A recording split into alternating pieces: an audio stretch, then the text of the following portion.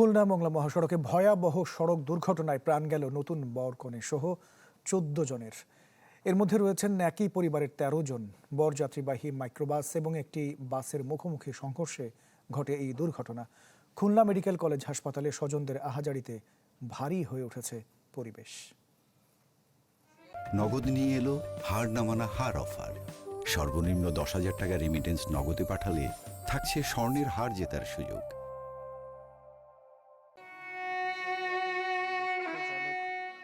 পরনে লাল শাড়ি, হাতে টকটকে মেহেদি, যে রং ছিল নতুন জীবনের স্বপ্নে রাঙা, কয়েক ঘন্টার মধ্যেই তা ঢেকে গেল শোকের কালো ছায়ায়। বিয়ের আনন্দ শেষ হওয়ার আগেই নিভে গেল দুটি জীবন প্রদীপ। খুলনা মংলা মহাসড়কের বেলাই ব্রিজ এলাকায় মাইক্রোবাসের সাথে নৌবাহিনীর বাসের সংঘর্ষে প্রাণ হারালেন নবদম্পতি সাব্বির ও মার্জিয়া মিতু।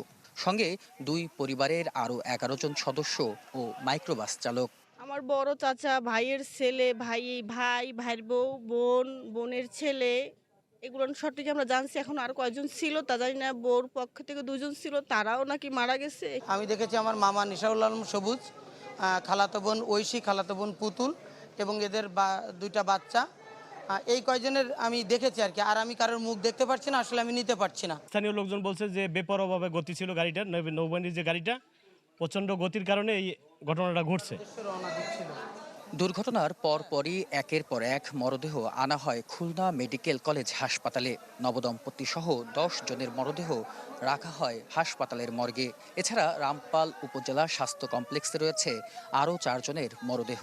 জেলা প্রশাসনের পক্ষ থেকে আমরা শোক জ্ঞাপন করছি। এদের আমরা সরকারি বিধিবিধান অনুযায়ী যে আর্থিক ক্ষতিপূরণ তারা প্রাপ্য, সেটা আমরা খুব শীঘ্রই আমরা দিয়ে দেবো।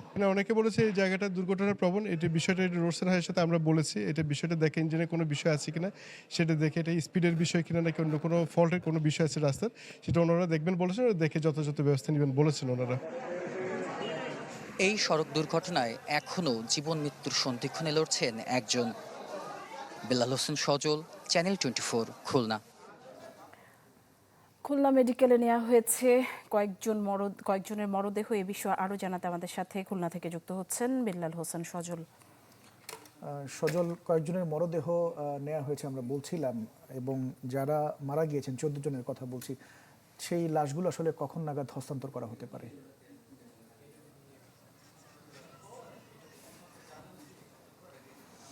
ইমতিয়াজ, এখনো খুলনা মেডিকেল কলেজ হাসপাতালে যে মর্গের সামনে কান্নার যে আহাজারি, সেটি কিন্তু পেছন থেকে ভেসে আসছে।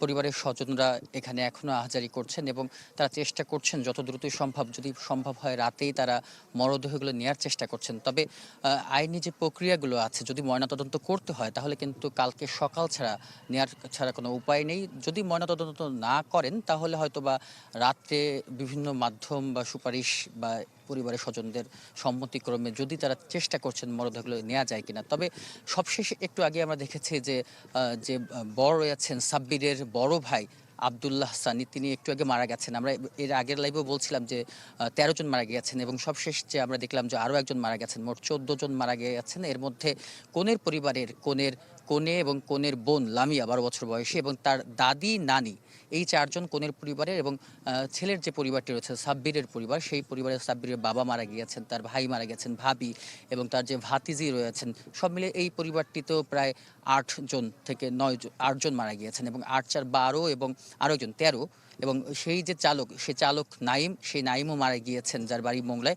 মোট 14 জন সদস্য এখন পর্যন্ত মারা গেছেন এবং জীবন মৃত্যুর সন্ধিক্ষণে এখনও একজন এই হাসপাতালে চিকিৎসাধীন অবস্থায় আছেন। তাকে ঢাকায় নেওয়া হবে কিনা বা অন্য কোনো হাসপাতালে নেওয়া হবে কিনা পরিবারের সদস্য কিন্তু সেগুলো ভাবছেন। এবং শোকে ভারী হয়ে উঠেছে খুলনা মেডিকেল কলেজ হাসপাতালের পরিবেশ। এখানে আছেন প্রায় 10 জনের মরদেহ এবং খুলনা বাগেরহাটের রামপালে আরও 4 জনের মরদেহ রয়েছে।